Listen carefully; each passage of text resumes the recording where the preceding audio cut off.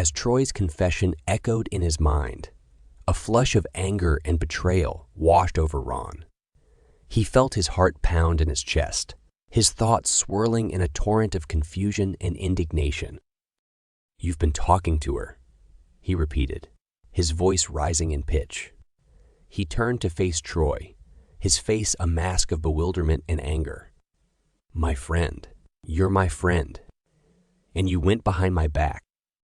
"I'm sorry, Ron," Troy pleaded, his face pale.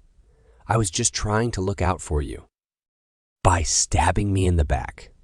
Ron's voice was laced with bitterness, his gaze hard. "I shared something personal with you, Troy, and you used it against me." "No, Ron, it wasn't like that," Troy replied, desperation creeping into his voice. His hand reached out in a futile attempt to calm Ron down, but the older man quickly jerked away. "Don't touch me," Ron growled, his jaw set in a tight line. He took a few steps back, putting a physical distance between them that mirrored the growing chasm in their friendship. "I thought I could trust you, Troy.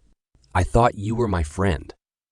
"I am your friend, Ron," Troy insisted, his voice strangled. "I just—" "Mistake," Ron scoffed, his eyes narrowing in suspicion. "Or was this all just some game to you, Troy? Get close to the old man, find out his secrets, then use them for your own gain." "That's not what this was, Ron, I swear." But Ron didn't wait for him to finish. With a final seething glance at Troy, he turned on his heel and strode away, leaving Troy standing alone amidst the clattering noise of the factory, the weight of his guilt pressing down on him like a physical force. The revelation of Troy's actions sent shockwaves through the fabric of their friendship, creating an insurmountable barrier of betrayal and distrust. The following days were suffused with a palpable tension. The usual friendly banter that characterized their shifts at the glass factory turned into an awkward silence. The air between them was thick with unspoken words and simmering resentment, and their coworkers couldn't help but notice the shift in their dynamic. One afternoon, as they were clocking out for the day, Ron found himself walking alongside Troy. The silence was deafening. He glanced at Troy, his mouth set in a thin line. "You think this is fair, Troy?" he asked, his voice low. The question hung in the air between them, charged with accusation. Troy sighed, rubbing his face with his hands. He looked older, tired. "No, Ron," he admitted. "It wasn't fair. I should have been honest with you." "Honesty," Ron scoffed, a bitter smile tugging at the corner of his mouth. "There's a concept. I guess neither of us is too good at that, huh?" Troy didn't have a response to that. His guilt was a physical weight in his stomach, a constant reminder of his betrayal. He'd had wanted to protect Ron, but he had only succeeded in further damaging their relationship. And then there was the woman, the object of both their affections, a symbol of their shattered friendship. Her unknowing presence loomed over them, a silent specter that kept reminding them of their deceit, their guilt, and their undeniable connection to her. As they parted ways at the end of their shift, the strained silence between them spoke volumes. Their once strong friendship had been fractured, and it was unclear if it would ever mend. As they went their separate ways, the weight of their actions and the unresolved tension lingered in the air, marking the start of a tumultuous period in their lives. As Ron settled into the driver's seat of his old pickup, he took one last glance at Troy, who was disappearing into the gloomy twilight.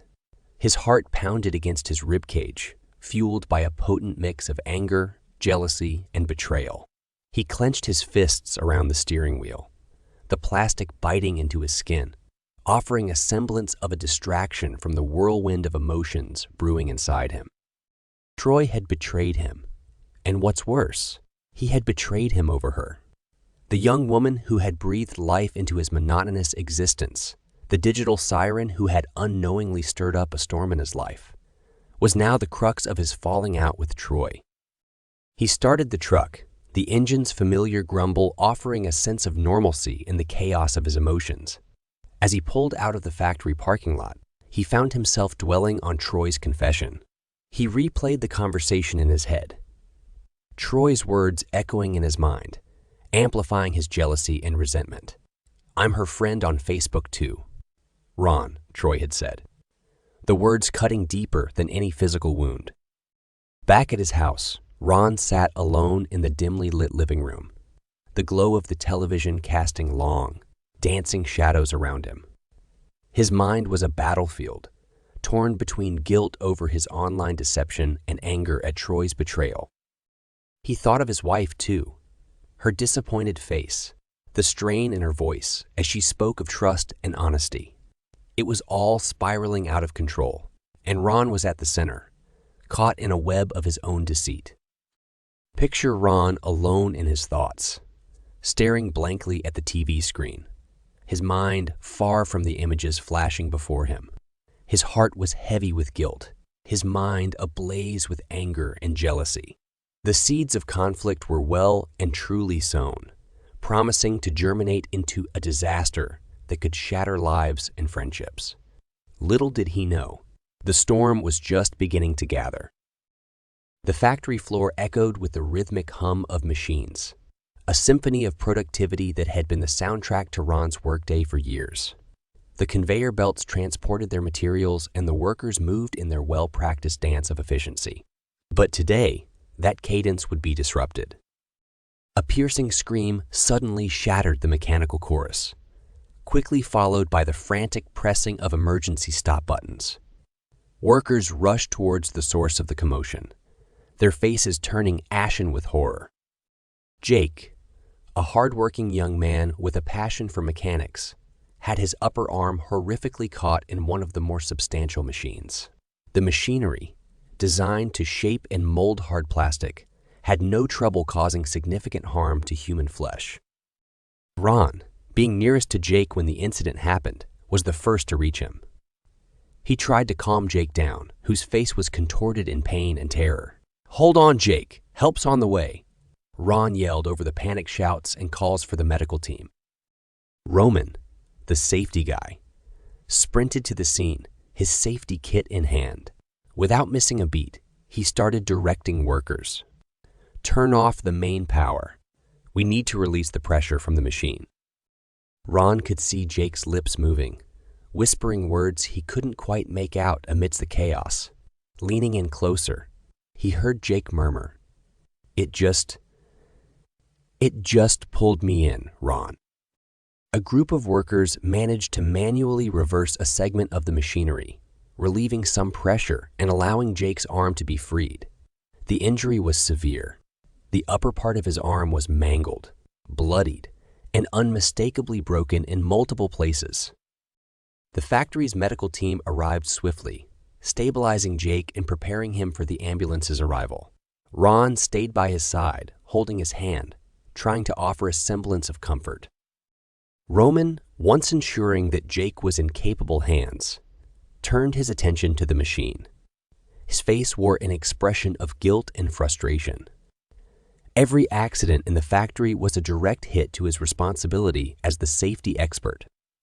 The day's work halted as the workers, shaken by the event, gathered around. The atmosphere was thick with a mix of relief that it hadn't been worse, and sorrow for Jake's pain and the long recovery he surely faced. As the ambulance sirens faded in the distance, taking Jake to the nearest hospital, the factory remained eerily silent. The machine stood still, a stark reminder of the dangers lurking in everyday routines. The incident would forever change the way many viewed their tasks. And for Ron, it was another layer to the intricate web of experiences shaping his life.